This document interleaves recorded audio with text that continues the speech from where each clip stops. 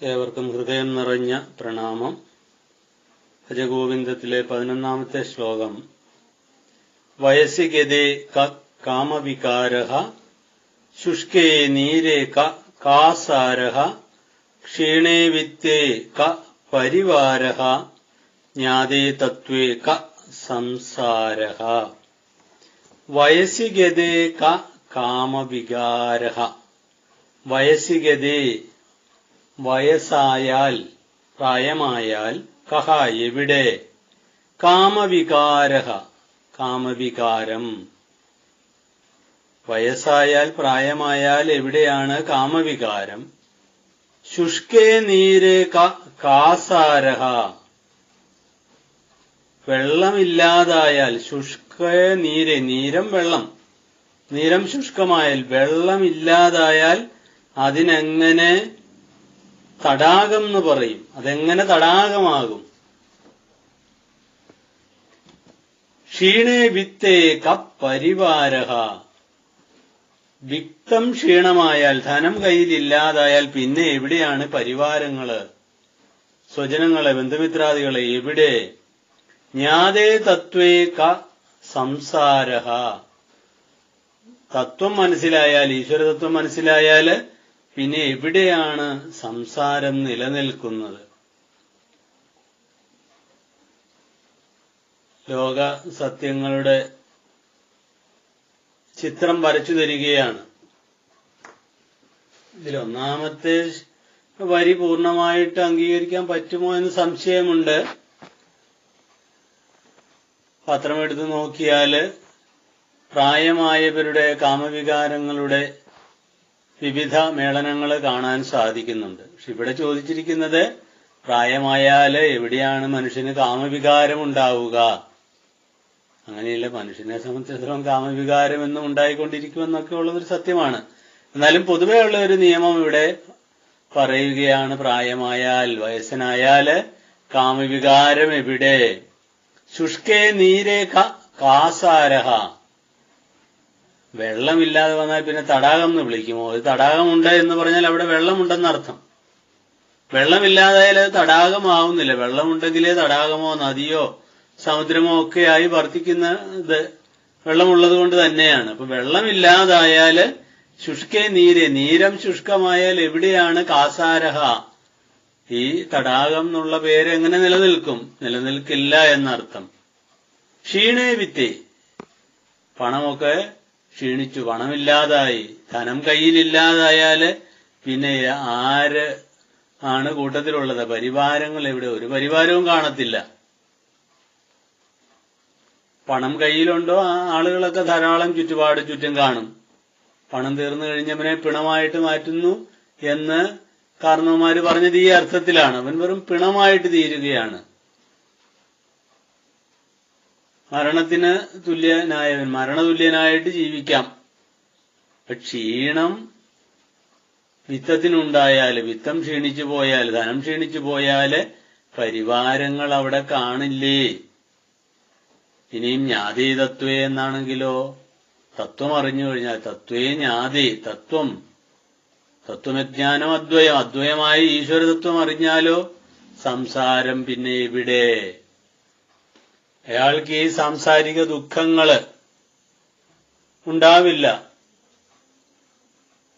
മഹാഘോരഘോരമായിട്ടുള്ള ഈ വരാനിധിക്ക് അക്കരക്കേറിയ ആളാണ് തത്വജ്ഞാനി.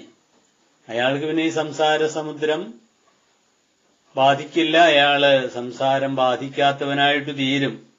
അയാളിലെ സംസാര വിശേഷങ്ങള്, ഈ ലോകത്തിന്റെ അള്ളിപ്പിടുത്തങ്ങളിൽ നിന്നൊക്കെ അയാൾ മോചിതനാവും. അങ്ങനെ തത്വം അറിയുന്നവനാണ് എല്ലാം അറിയുന്നവൻ.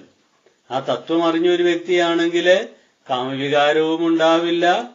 അതേപോലെ ഉള്ള കാര്യങ്ങളിലൊന്നും അയാൾക്ക് ഒരൊട്ടലുണ്ടാവില്ല. അപ്പൊ കാമിനീ കാഞ്ചനങ്ങളാകുന്ന സംസാരം പിന്നെ അയാൾക്ക് ഉണ്ടാവുകയേയില്ല.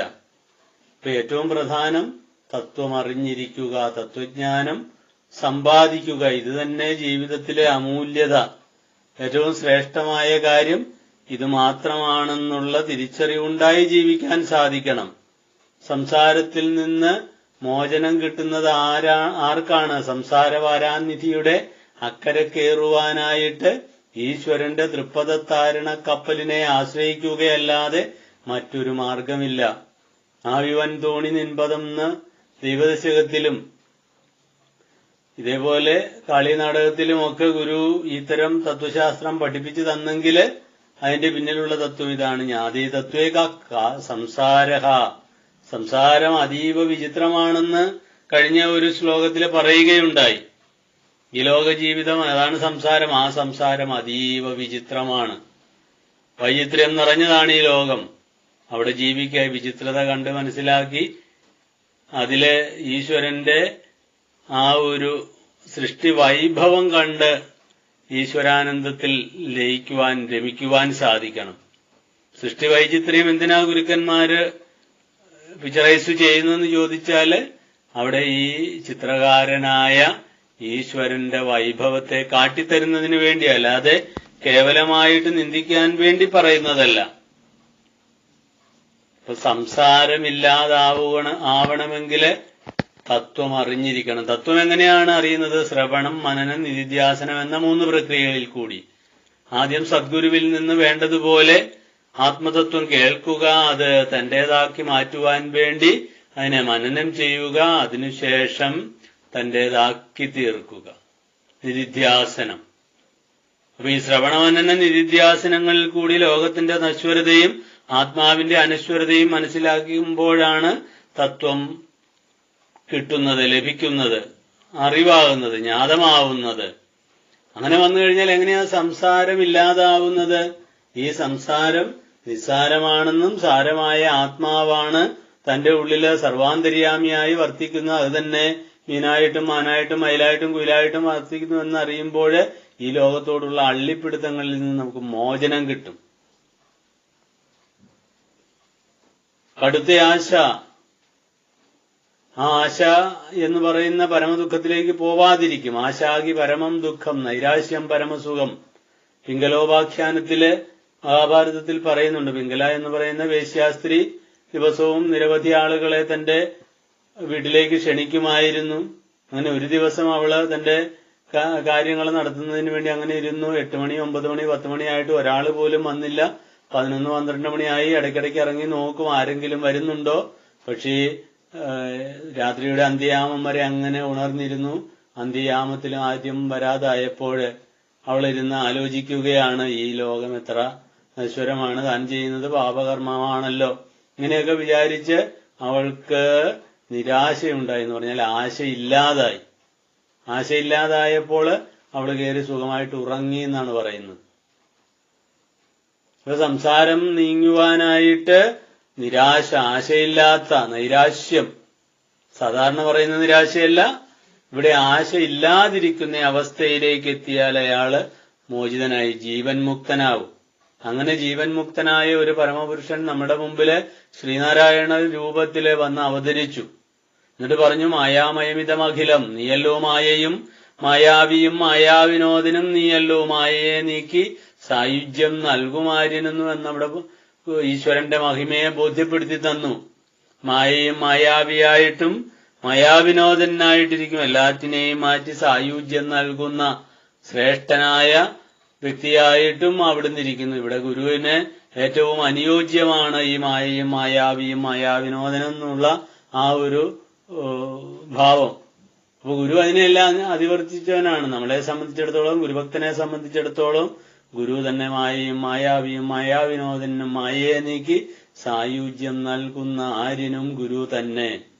നമ്മുടെ മായാ മൂടുപടം തുറന്ന് മണിരംഗത്തിൽ പ്രവേശിക്കുവാൻ ഗുരുവിന് സാധിക്കും. അങ്ങനെ ആ ഗുരുവിനെ തന്റെ അന്തരംഗത്തിലേക്ക് സ്വീകരിക്കുവാനുള്ള ആർജവവും ശ്രദ്ധയും ഭക്തിയും വിശ്വാസവും ഉണ്ടെങ്കിൽ അനായാസം ഗുരു കാരുണ്യം നമ്മളിലേക്ക് ഒഴുകിയെത്താൻ തുടങ്ങും. അങ്ങനെ സംസാരത്തെ ഇല്ലാതാക്കുന്ന ഗുരുകാരുണ്യം നമ്മുടെ ജീവിതത്തിൽ ഉണ്ടാവണമെങ്കിൽ ആ ഗുരുതത്വങ്ങളെ വേണ്ടതുപോലെ അറിയണം. ഗുരുകൃതികളുടെ ശ്രദ്ധയോടെയുള്ള പഠനം, മനനം, അത് വേണ്ടതുപോലെ ആദ്യം കേൾക്കുക, ശ്രവണം ചെയ്യുക. അല്ലെ അത് ആളുകളിൽ നിന്ന്, സത്തുക്കളിൽ നിന്ന് ആത്മതത്വം മനസ്സിലാക്കാൻ ശ്രമിക്കുക. ഗുരു എഴുതി തന്ന ഈ കൃതികളുടെ അന്തരാർത്ഥം മനസ്സിലാക്കാൻ ശ്രമിച്ച് അത് നമ്മളുടേത് ആക്കി തീർക്കാനുള്ള മനന പ്രക്രിയയും അത് കഴിഞ്ഞ് നിധിധ്യാസന പ്രക്രിയയിലും കൂടി ഗുരുവിനെ അറിഞ്ഞു കഴിഞ്ഞാലോ പിന്നെ സംസാരം എവിടെ? കസംസാരഃ. നമ്മുടെ സംസാരത്തിന്റെ ഈ ലോക ജീവിതത്തോടുള്ള അത്യാസക്തിയുടെ ശക്തിയൊക്കെ കുറഞ്ഞ് ഈശ്വരനിലോട്ട് ഗുരുവിലേക്ക് ചേരുവാൻ സാധിക്കും. അത്തരത്തിലുള്ള ഗുരുകാരുണ്യത്തിന് പ്രാർത്ഥിക്കാം. നന്ദി.